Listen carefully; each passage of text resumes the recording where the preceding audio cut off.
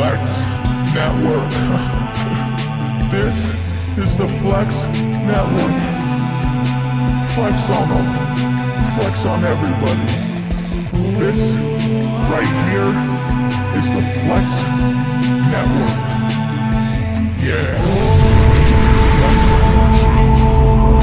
Flex. Oh, yes. Ladies and gentlemen, welcome back to the Flex Network. I'm your host, as always, Flex Shane. You can follow me on Twitter at the Flex Network 1. I'm joined today by a very special guest. You guys know him as, A-Roy on Twitter, but my buddy Adam Roy. Adam, how are you, brother? What's up, man? It's pretty cool to be on here. You know, you guys do some good stuff, give some good advice, so I'm just happy to be on and provide whatever insight I can to the people out there. To the people, I love it. You're a man of the people. Look, for people who are watching on YouTube and Periscope right now, you can see that our friend Mr. Roy has a Buffalo Bills hat. He clearly, so you might think that that's a quarantine beard, but that's just the Buffalo Bills fan beard. So today we're going to talk a little bit about Buffalo Bills. Adam is a diehard Bills fan. He has been since, frankly, the 90s, right? I'd say, Adam? Yep. Like mid-90s. Earliest memory is probably about 94, so about 25 years now. That's crazy, man. Yeah. So, you know, he's a stubborn mofo, but he's also pretty loyal. Yes. Actually, so it's kind of funny. So Adam is one of my oldest buddies. I've known this guy since we were teenagers. I want to say like 12 or 13 years old. We became friends when Adam moved to Calgary. And him and a few of my other buddies, I could actually frankly blame for the current state of NFL madness that I find myself in. Before I knew you guys, I didn't give, honestly, two shits about football. And slowly over the years, I became a Patriots fan. And I've told this story a few times, but it's funny because it was the reason I became a Patriots fan was because I used to play you guys in Madden football. Yes. And I could never win because I sucked at those games. But this was like in the early 2000s, 2001, 2002. Mm-hmm. And it was just after the Patriots won their first Super Bowl. And so they were the best team in the game. And it was kind of rigged to be the Patriots. So I would play them. And you start to learn these players' names, and you start to gravitate towards them. And so then you have to choose an allegiance. You can't just go watch football and not cheer for anybody. So what do? You cheer for the Patriots. So, yeah, I mean, it's kind of fun because obviously Buffalo Bills, New England Patriots, both in the AFC East. And yes. I got a question for you, Adam. Is this the year? Your coach, Coach McDermott, just came out and said if they cannot win the AFC East this year, there's problems. What are your thoughts on that?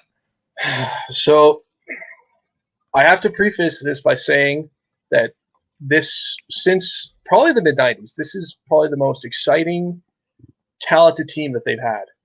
But I've learned in 25 years that you never, ever set expectations for the Buffalo Bills because they either exceed them wildly when you least expect it, or they trip all over themselves when they're expected to do well. And I don't know what to think right now, quite honestly. Is this another Cleveland Browns from last year's situation? Super hyped up team. Looks like they're finally ready to break through. I don't know, but I think, like everyone else thinks, it hinges on one man, Josh Allen. He showed some great progress in year two. Mm-hmm. He led them to several wins, which you can't really ask much more from your quarterback than to lead the troops at the end. Had a pretty solid playoff game until some play calling questionable stuff happened. So yeah, I mean, kind of tough schedule, but you look at some of those games and some of the moves they made in the offseason, I think they could hang in with most teams right now, to be honest. And then it also doesn't hurt that Tom Brady's gone, which has always been the biggest Achilles heel for them. No matter how good they've been, that was always 2 losses pretty much guaranteed. So yeah, maybe. And that's what's a little bit, I wouldn't say disappointing, but so this year their inter-conference division that they're playing is the NFC West, yes. Which, to your point, doesn't exactly add to an easy schedule when you're playing teams like the Niners and, of course, the Seahawks. At least they're playing the Seahawks at home. They're playing the Niners on the road, though. On Monday night, I believe, which, again, that's another thing that everyone is excited about. As of now, 4 primetime games. I think most people probably expected a couple, but 4 primetime games. That's unreal. I think it shows that if you put the Bills on national television, like we saw on Thanksgiving, people are going to tune in. And now they've made moves. They have a superstar in Diggs that people will want to tune into. So it's just going to be great to see them play these big games in front of big audiences. Finally, right? Yes. Well, and you know what? And it's not really hyperbole. It really does start and end with Josh Allen. Mhm. I would say that when he was drafted, he was. I think we could argue he was a little bit of a controversial type player. Some people were high on him. He had his little hive, of course, but he was a controversial player in general. But he's come out and he's winning games. He's putting up pretty decent stats. I would say he was last year. He was a middling level quarterback, but where he's special is that he seems to have kind of that X factor where he can rush the ball, he can run with the ball. He's a pretty good at protecting the ball in general. Obviously from a fantasy perspective, which this show is primarily a fantasy show, but we like to talk about just football in general.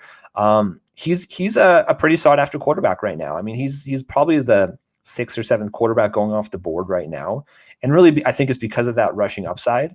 And then you throw in a player like Stefon Diggs, who they finally went out and they got an experienced, proven veteran to go on the field with Smokey Brown. And listen, like they went out and they drafted Zach Moss in the 3rd round. And when you're talking about a day 2 running back, that matters. PFF, Pro Football Focus, had Zach Moss as one of their top 3 running back prospects. So I think that might have been a little bit aggressive when you compare it to a lot of other experts. And here at the Flex Network, we didn't have Zach Moss, frankly, in the top 5 or 6, to be honest. But you have to say he's probably in a pretty perfect situation right now. I mean, we were talking about it during the draft, and it's kind of like going to be a thunder and lightning with him and Devin Singletary because especially around the end of the year last year, Devin Singletary really came on. So, what do you think about your boy Zach Moss? So I'd like to actually take it back to a second to Josh Allen. You're absolutely right. Very mixed reviews on that guy, and I will be brutally honest. I was not happy with the pick because from everything I'd read, Josh Rosen was supposed to be the number 1 ready pro guy to go, and that's exactly what they needed from day one. So, and on top of that, you put in the controversial tweets that Josh Allen had, so he wasn't really looking like he'd fit in very well in Buffalo, to be honest. All you ever heard was just, big arm because it's cold. Well, we didn't know what we were getting, and just based on years 1 and 2, you have to be extremely excited about what this guy's going to do in year 3. So to transition then to the draft this year, you're right. Like, maybe I'll just ask you this: like, how did some of these guys fall? Like Epinesa is supposed to be a 1st-round pick. Zach Moss is supposed to be a higher pick. Like, is it really just 1 or 2 intangible things that just completely sink these guys' stocks, or did we just get lucky? Well, I think with the running backs, I think the league's getting smarter, right? Like guys that, like even CEH, Clyde Edwards-Helaire, he was the 32nd pick by the Kansas City Chiefs, and apparently Patrick Mahomes came out and said, "This is the guy that I want." And the Chiefs are as ready as a team to repeat a Super Bowl as you could say, and they went up and they got CEH, who was Patrick Mahomes' guy. But other than that, you saw that for the most part, teams were pretty patient. They didn't jump up and take these running backs right off the bat. I mean, we saw that DeAndre Swift went to the Detroit Lions early in the 2nd round. Even the Colts. I mean, like Michael Pittman was chosen before Jonathan Taylor. Yes. And, you've listened to the show and we've chatted about it. Jonathan Taylor was my number 1 prospect. He's, in rookie dynasty drafts, I'm still drafting Jonathan Taylor. I don't care what people say. It's close. Like, don't get me wrong. It's like, it's a fine margin, but if I'm on the clock at the 101, I'm still taking JT just because I think the Colts are still a pretty perfect situation for a guy like that. But for sure, teams are getting more patient, right? But draft capital matters. And when you're a day 2 guy, so a Friday night pick in round 3, it means that the Bills are going to use him. And Devin Singletary, if I recall, was a round 3 pick as well. I don't have it right in front of me, but so two round 3 picks. Singletary was productive last year. Yes. And I think what's kind of interesting though is that so Devin Singletary, I would say he's a slider back, right? Like he's 5'7", 203 pounds. You compare that to Zach Moss, who's 223 pounds, 5'9". And you would think, okay, Devin Singletary is going to be more of the 3rd down type player. Maybe Zach Moss might be the 1st, 2nd down running back, maybe get in goal line situations. But, Devin Singletary found the end zone last year. He has kind of a nose for the end zone. And I really do think that it's not just going to be situational. They're not just going to be situational running backs in this backfield. I really think that they're going to use them pretty consistently. When you have a guy like John Brown and Stefon Diggs on the outside, it means that teams can't stack the box. They have to be honest. And they know, of course, that that's just the fact that Josh Allen has that rushing ability. He can fake out the linebackers, right? So that pretty much sets up very, very well for these players. The problem becomes if you're drafting either one of these players in just your standard seasonal redraft type leagues, they might give you dud weeks, right? Mhm. Like if Zach Moss doesn't get into the end zone, you could argue that he might put up like 11 carries for 54 yards. And if he's your flex position or your RB2 or something like that, that could kill your week. Kind of the same thing with Devin Singletary, right? Like, but both of them can catch the ball. And I think that's really key as well. Like Zach Moss in college, he had, I think, 25 passes, receptions.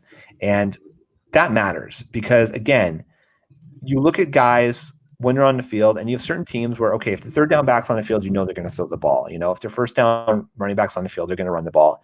But both of these players can be on the field.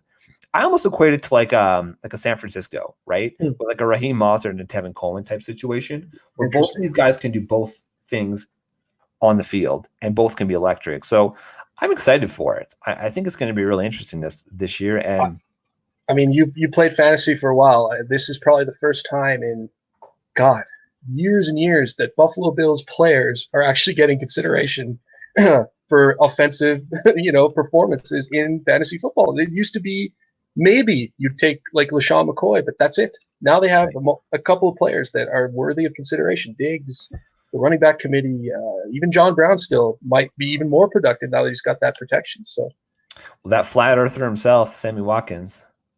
Yeah, he was. I mean, he was what could have been, right? He was probably one of the highest, just pure prospect talents in the league, like when he was drafted. And unfortunately, a very un-Bills like move to even move up to draft him, and so everyone's ecstatic. But I think injuries and this interview that came out this week that he was literally doing what I'm doing right now and just drinking, seemingly constantly. Like some people are just built for Buffalo, and unfortunately, that was not him. Yep, that's right. So they took Jake Fromm in the 5th round. Yes, quarterback. Backup. Yeah. So I think a few eyebrows were raised there, but sorry, go ahead. Well, no, I was going to say, I mean, look, like Jake Fromm, there was some discussion that he could have gone in the 1st round, right? I mean, it's a quarterback hungry league, and that you need a quarterback to win. Like that's just the bottom line. And so, playing at Georgia, he had guys like CeeDee Lamb, so his production was pretty good, but he was a controversial talent where, because the league said, okay, he might go in the 1st round, people were really quite down on him, and then he kept falling and falling and falling and falling. I think he's not bad for you're going to be your backup. I don't know if he'll be your backup this year necessarily, but he's got time to learn. Matt Barkley is still in the room. They have David Webb as well, which would probably be your practice squad guy. But Jake Fromm, he did well in college. He's still pretty young. He's only 21 years old. I think he'll be 22 just as the season is starting. So he's a young kid. He's got lots of time to learn. And look, we talked about the fact that Josh Allen is a running quarterback. The reality is it's a violent sport. Yes. When you run the ball, you can get hit.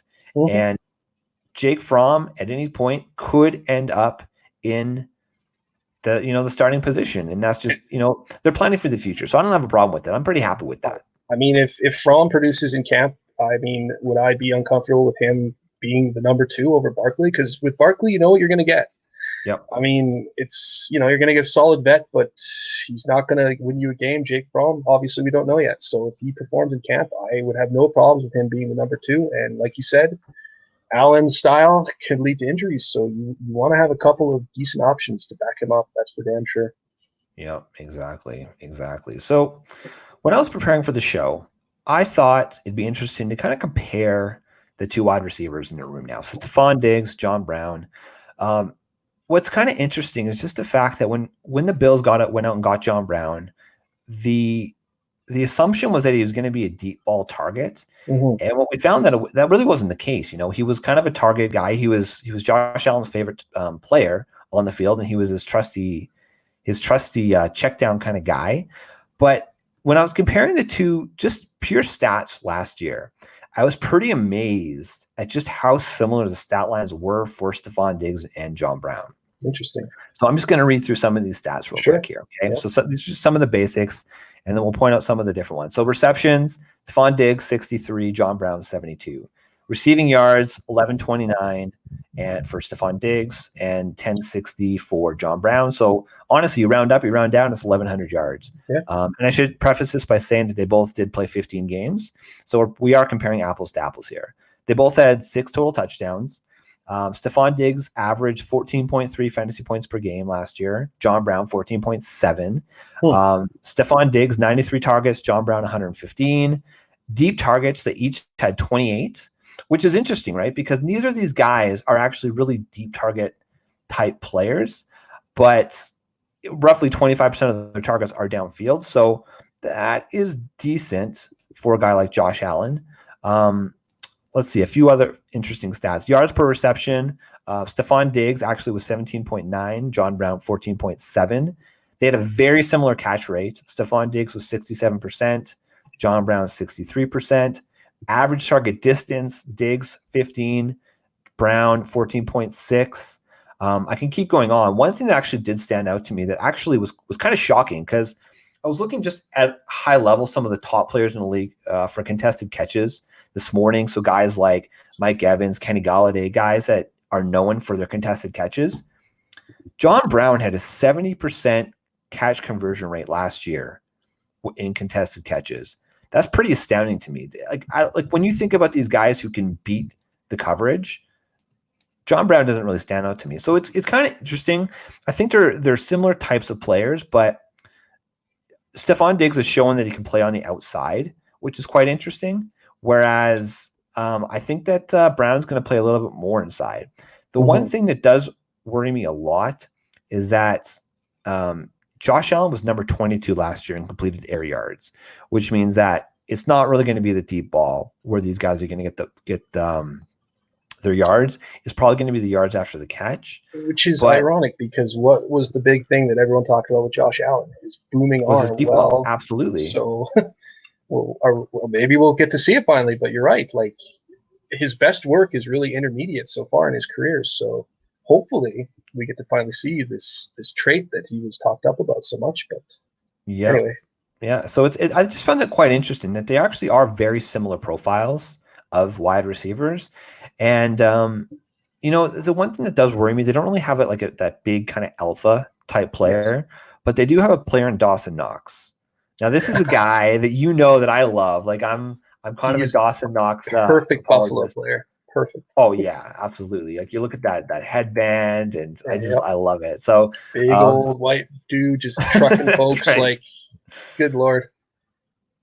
I just love his workout metrics though, right? Like he's in fantasy football, the types of tight ends that we target are these athletic guys that we think are going to be able to get on the field, right? So first and foremost, we trust Dawson Knox to be on the field because he knows how to block. Last year, he had a 70% snap share, which is good, and in a 53% route participation. Again, that means that when he's on the field, he is primarily going to be running to catch balls, which that's kind of what we want in fantasy, right? And he's an athletic freak. He's got his 40-yard dash of 4.64, which is an 86th percentile. He had an 86th percentile speed score, and he had a 75th percentile agility score. So he's an athletic guy, and there we go, Mike Yeager. And he's like, to your point, he's an absolute perfect Buffalo Bill type player. So Mike, by the way, I've got scotch. I'm not drinking bourbon tonight. I got you, Mike. I got the bourbon going. So cheers, buddy. I love it. Yeah. So Mike, actually, we just finished in one of our local dynasty leagues. We just finished our rookie draft today. It's been going on for the last couple of days, and he actually sold Stefon Diggs. I would be worried. Like, so Adam, you're building your fantasy team, and you want to win.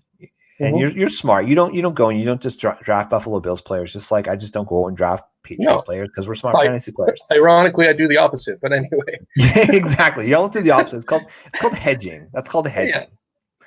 So where would you be comfortable drafting? Like if you're making up your team, if you had Stefon Diggs as your wide receiver 1, are you cool with that? Man, that's a tough one, because the Bills have probably not had a true number 1 receiver since, man, I don't even want to say Andre Reed. That might be too far back, but it might be like Eric Moulds was decent. T.O. had an okay year, but like a number one, like you said, guy that you would trust to be your wide receiver one. He's more of a wide receiver too, right? I would say so. I mean, you saw it in Minnesota. Like, could it be another situation like that where him and Brown are, now I'm not saying the same talent level, but a Thielen and, Thielen and Diggs all over again, where you're not sure who's going to be the guy every week. Maybe it's John Brown, maybe it's Stefon Diggs, maybe Cole Beasley, we haven't even talked about. Like, is he going to steal some targets, you figure? So I'm trying not to be the classic defeatist Buffalo Bills fan, but I don't know if you can count on Diggs every week, to be honest. He will add a ton to the team, don't get me wrong, but from a fantasy perspective, yeah, I think he'd be a strong wide receiver too, for sure. But a guy that you're going for in those early rounds, I'm not too sure on that. Yeah, I mean, one thing that does worry me about Stefon Diggs is that he does have a relatively higher just weekly volatility with about 10%. So that's a problem because he is sometimes very boom or bust. And when you look at the top, just the top quality of players, especially, if you're kind of punting wide receiver, you want more of like a steady Eddie type player. I've done I think I'm in my 7th best ball draft, and I think I own 0 Stefon Diggs. Where he's going, I just don't love it. He's going right around that 5th, 6th round area. Wow. Okay. And so, you're basically drafting him as probably your wide receiver 2, which is okay, is okay. But I would really prefer to have him as my wide receiver 3. And maybe I'm pushing it, but I just think that, he's got that name, like a household name, and that tends to drive up players' names. Like, I see AJ Green is still going in the friggin' 6th and 7th round in these drafts. And like, I get it, he's got upside, but let's not kid ourselves, people. Like, AJ Green is dead. And like, would I rather have Stefon Diggs or AJ Green? Of course, Stefon Diggs, right? That's a no-brainer. But what about a guy like a Darius Slayton from the Giants? Like, would you rather have like a Darius Slayton, like a couple rounds later? Like, would you rather have? Sorry, let me put it this way: would you rather have Stefon Diggs in round 5, or would you rather have a Darius Slayton in round 7? I mean, is he the guy now on the Giants? Is Danny Boy going to be? It seemed like it, right? So I think so. Yeah. Because who's his competition? My apologies, but who is Slayton even go against on that roster? Still Golden Tate is still there. Sterling Shepard is still there.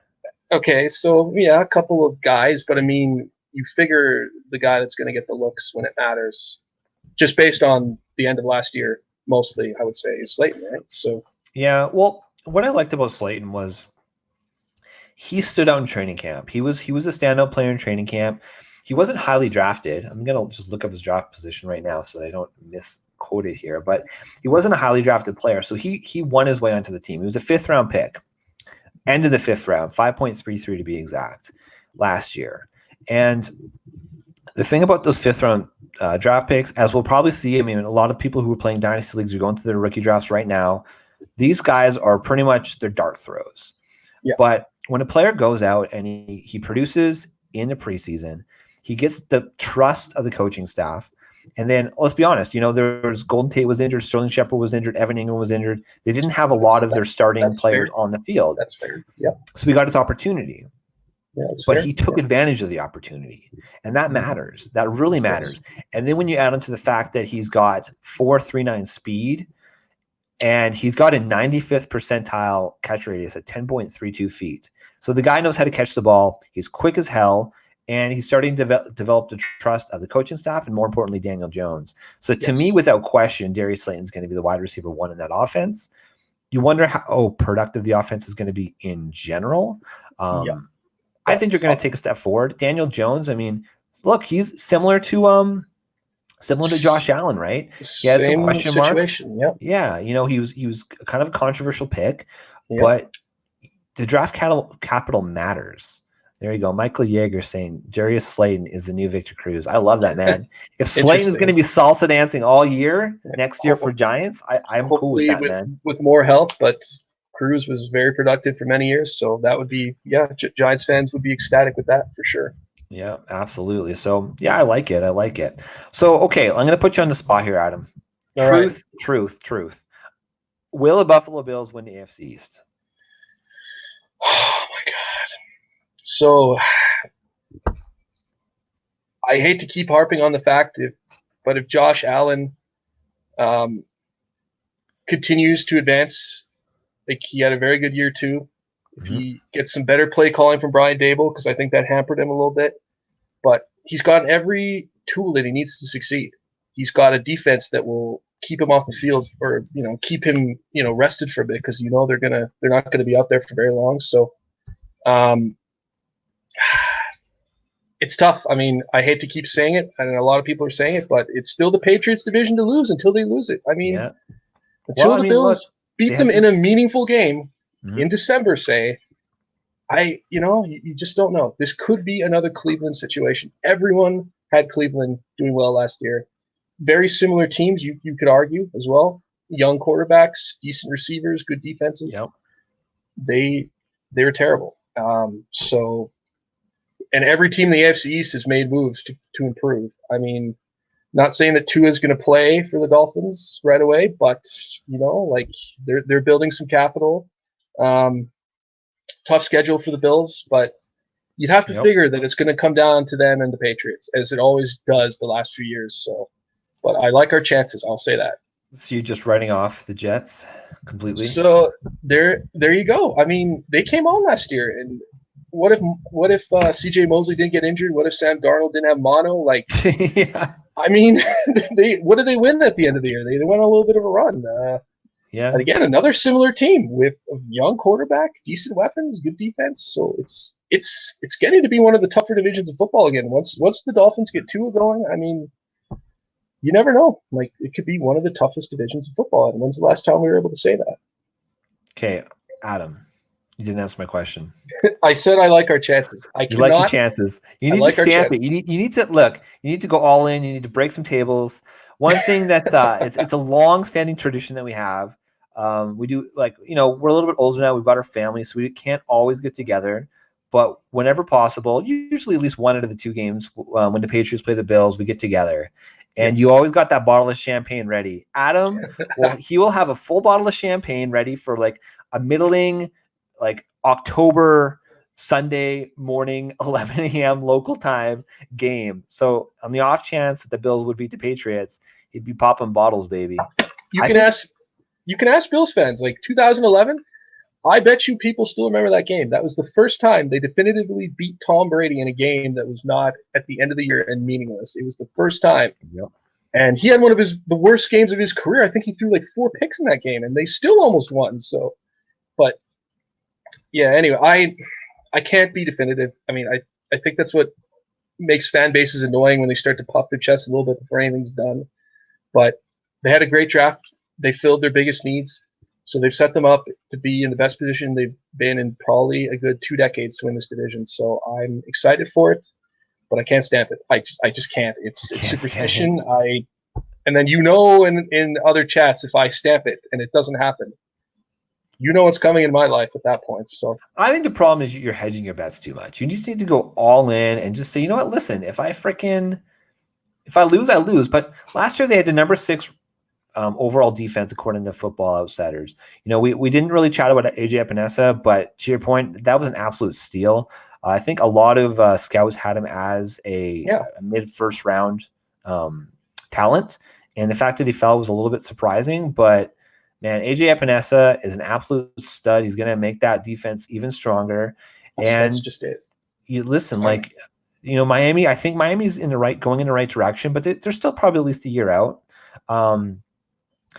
The Jets, I like Sam Darnold. I'm kind of a Sam Darnold apologist. He's still a really young guy, but he's actually younger than Joe Burrow right now, which is absolutely crazy to think about. That is crazy. Sam Darnold is, I'm going to pull this up just so again. The kid seems like he's got a great attitude too. He doesn't seem like a prima donna. He admits that whole ghost thing. What other, quarterback would admit that they're actually a little bit afraid out there? You don't see that very often anymore. So I like his. He just turned 23. He just turned 23. That's crazy. That's absolutely crazy. So he's got a lot of time to develop. A guy that I absolutely loved, and got sick about, and I'm even sicker that I didn't get any shares of this player. But Denzel Mims, they drafted at the end of the second round. Yep. I called it. I said it. This is like a DK Metcalf level of fall. And lo and behold, at the end of the second round is when he got drafted, just like DK Metcalf. And I think he's, a lot of question marks. Is he just an athletic guy, or is he the real thing? So, he's still a little bit raw. He was a senior. He went out and he absolutely beasted at the Senior Bowl, which again, when you put these guys in these situations where they're up against the highest level talent of their peer group and they succeed, and I would say that they thrive. That's always a good sign, right? It's the same thing with when these players are playing well in preseason, when they're playing well in training camp. It's all the right steps. So I think it's up and up for the Jets. I think, honestly, to your point, it's probably going to be between the Bills and the Patriots. So I'll throw that to you. I mean, what did you think of their draft? Obviously, losing a first ballot Hall of Famer at quarterback will hurt, but everyone seems to be on. Yeah, just your thoughts, because this is the first time there's maybe been some question marks in literally, again, 2 decades. So, baby, I'm scared, baby. I like Jared Stidham. He had he had a fantastic preseason last year, but he came in one of the games. I still remember the Patriots were up by like 2 touchdowns or something like that, and he went in like his first pass play through a pick six. Immediately, Tom Brady goes right back into the game. So that worries me. But look, I'm a strong believer that the best way that a person will learn is by failing. Like I truly believe that. And so if they have a little bit of game tape in real games, and they can build on that. And look, there were a lot of quarterbacks available out there. A lot of people thought that Andy Dalton was going to end up as a Patriot. People, I think, still think that Cam Newton might end up as a Patriot. Jameis Winston, I don't think was ever like. I joked that it would be fantastic if he was, but let's be honest. Jameis he just wasn't a Patriot. Like he was not a Bill Belichick kind of player. So he was never going to end up there. But there were some of these veterans that absolutely could have become Patriots, and they didn't do it. They believed in Jared Stidham. So look, maybe it's tank for Lawrence. I don't know. Maybe it is. Really? Maybe. Well, kill me right now if that's the master plan, because just it would be something like that, right? When we'd have 2 absolute snipers at quarterback and then Sam Darnold on top of that. Like, just, yeah. But that's what you want, right? I mean, you want to have good teams playing each other. That's what makes football great. You don't want the Patriots to just romp to the division every year. Well, you want it to be competitive. You do, yes. I do, yeah. But is it good for football? I don't know. No, just you want to watch like divisional games that matter, like where there's a rivalry, because what makes rivalries? 2 good teams playing each other. Like that's what makes rivalries. So a good AFC East is not the worst thing to me. It means that we actually have to try, draft well. People want to play in Buffalo because they realize there's a good situation. Because, I mean, one thing about Diggs is that he kind of left Minnesota under crappy circumstances. So is he happy to be in Buffalo? Is he going to, be happy to be part of the team? Hopefully. And we'll get the best Diggs we can. But those kinds of guys wanting to come to Buffalo is a good sign for sure. Yeah, and the thing is that they traded a first-round pick for Stefon Diggs. So they went out and they said, "Hey, you're a guy, Stefon. You're our guy." And the thing that's good is that obviously Minnesota's an indoor stadium, but it's still up north. It's still cold. So from a weather situation, hopefully it's not going to throw them off too much. But I like Stefon Diggs. He's a baller, man. He's going to do well for the Bills. I think the arrow's pointing up. I would be surprised. I'm going to be honest. I'm going to lay it out there. I would be surprised if the Bills did not win that division this year. And you know what? Even if they don't, I think they've got the talent that they could end up as a wild card and still make the playoffs anyways. So I will say that. Like, I think it's wild card at a minimum. I will definitely say that because, like, when I look at the schedule, definitely some tough games. But, I mean, there's also, like, some games I wouldn't have thought a year ago they could compete in. And I think they have a shot now in every game that they're in, which is something I, again, have not been able to say for a very long time. So that's right. All right, buddy, we're going to get you out of here on this. Well, thanks a lot for having me. Yeah, this is fun. How do people find you? You can find on Twitter. On Twitter, it's actually A-Row40 because when I signed up, I just screwed it up all those years ago. But is that why you did? I was wondering about that. I figured maybe there's another A-Roy or something like that. No, then why would you do A-Roy40? I was confused with that. God, it's been like 9 years since I've been on Twitter, and just that first couldn't even get that right. So. ARO40, that's me. You're not going to find too much on there, but from time to time I'll have a decent tweet here or there. So, and I follow back. I follow back anyone pretty much. So if you follow me, I'm going to follow you. There you go. He's being modest, guys. He loves sports.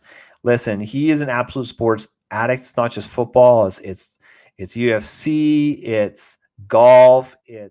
He'll be tweeting about tennis. He's a big Olympics guy. So if you're into sports at all, he's a good follow. Go follow him on Twitter. Adam, thank you for joining us. Ladies and gentlemen, for Flex Matt, for Season Long Says, we are the Flex Network.